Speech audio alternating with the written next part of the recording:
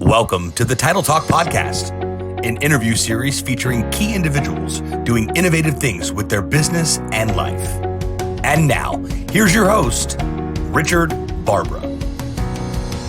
So every couple months or so, right, we revert back to the idea of keeping things in perspective and keeping things moving forward, right? So Bryce sent more statistics this week. Anybody look at the stats Bryce sent on the chapter, right? And Van looked at some stats this week too. So it's hard, right, to get to the top and stay at the top. Okay, getting to the top is hard, but staying at the top is really hard. Okay, so sometimes that requires, right, a little bit of a gut check. So you know, teams during the season, you'll hear about it, particularly in sports that have long seasons, right? Baseball, basketball, you hear things like the team's got to get hot at the right time. So, you know, like a team that wins a World Series, they can go on a tear where they lose 8-9 games in a row.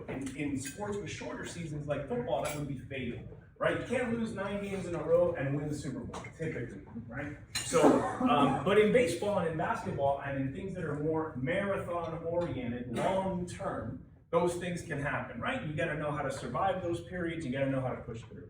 And the reason why I mention that is because this week, I watched a great show. Just happened to be on TV, because, you know, 75th anniversary of D-Day and all that, and it was called Apocalypse Stalin. Apocalypse Stalin. And it was all about the Second World War and Stalin and kind of some of the things that the Russians went through. The Russians lost like 28 million people. Okay. 28 million Soviets went down in World War II. Okay? And it was funny because I fell asleep watching the show, and then the next morning I woke up, and the first thing I did, like I do most every day, is get on the phone. And when I go to social media, what do I see? I see a friend of mine who, by the way, does great work. I love that there are people like this in the world and that this industry exists. But it's one of these people where she's talking about, you know, everybody's journey. And she's like, hey guys, you know, I don't know who needs to see this today, but you know, you're gonna make it and everything's great. We just gotta keep on going. And sometimes we get anxiety and all that. And I was thinking, man, I just went to sleep watching Apocalypse Stalin. Let's talk about anxiety for a minute. So when the Germans started to take large portions of Soviet Russia, they were pushing way east into Moscow. Joseph Stalin, he issues, get this, order number 206. Order number 206 to the Red Army. And get this is his own army. And order number 206 to the Red Army says, if you take one step backwards, you will be shot. You will be shot.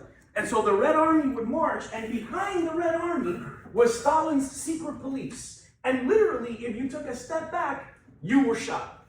And so when asked about it, he joked and he said, in the Red Army, it is safer to march forward than it is to march backwards.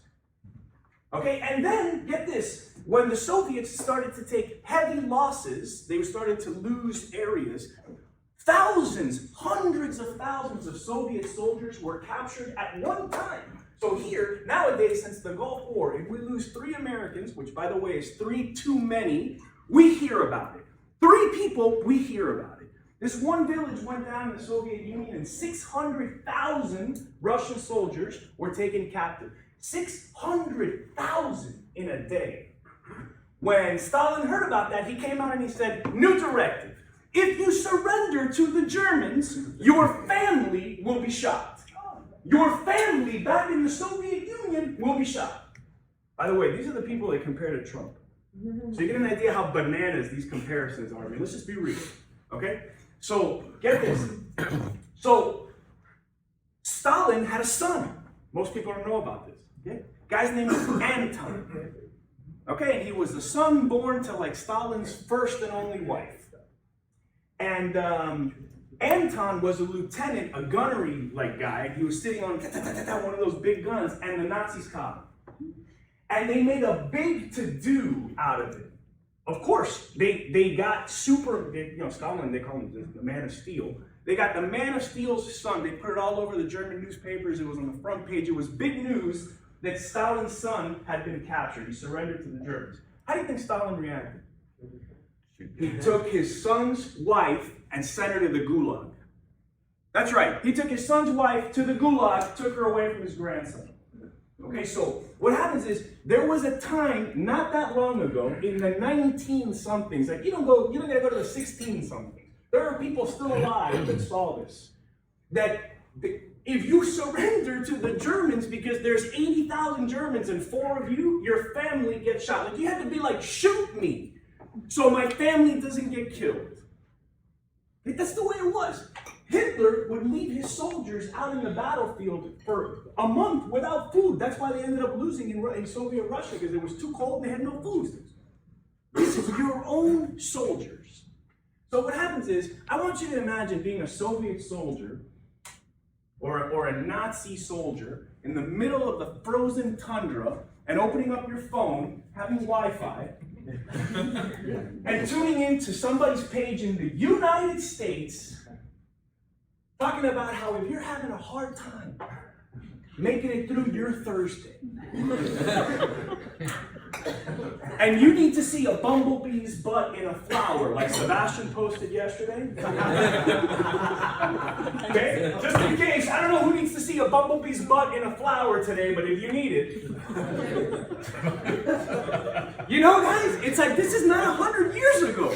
So the way I see it, I saw the two things and I said, man, you know what the problem is? We have a severe, severe case of amnesia in 2019. We've lost perspective altogether. We don't understand how good we've got it. Everyone in this room should be in a great mood every day. So here's what I want you to do for the rest of 2019. When you wake up in the morning, if you wake up, I want you to say, am I awake? Yes. Am I able to stand up? Yes. Am I in the United States? Yes. And then I want you to pat yourself on the back and be like, God damn, I'm lucky. I managed to be awake, alive in 2019 in the United States. Whatever I got going today is no problem. It's no problem. Okay? Because, well, we're not Soviet soldiers in World War II. Right? So let's keep the perspective in mind. Let's remember that even in this room, imagine Rogelio Rodriguez waking up in the morning on a day where he had to kick down doors. Down! First in, okay? And then ask yourself, if whatever you have going on, if your failure to stay away from the tacos last night, if that should really devastate you, right? If your disagreement with your husband or wife, guy didn't take out the garbage again. I mean, do these things, do we really need to be checked by these things? No, right? Okay, so we are halfway through the year. In 6 months, it's 2020. You saw our goals? They're here, and we're here. Okay? No one's going to shoot us for walking backwards, but can we please march? Let's just march. Thanks so much for tuning into this episode of the Title Talk Podcast.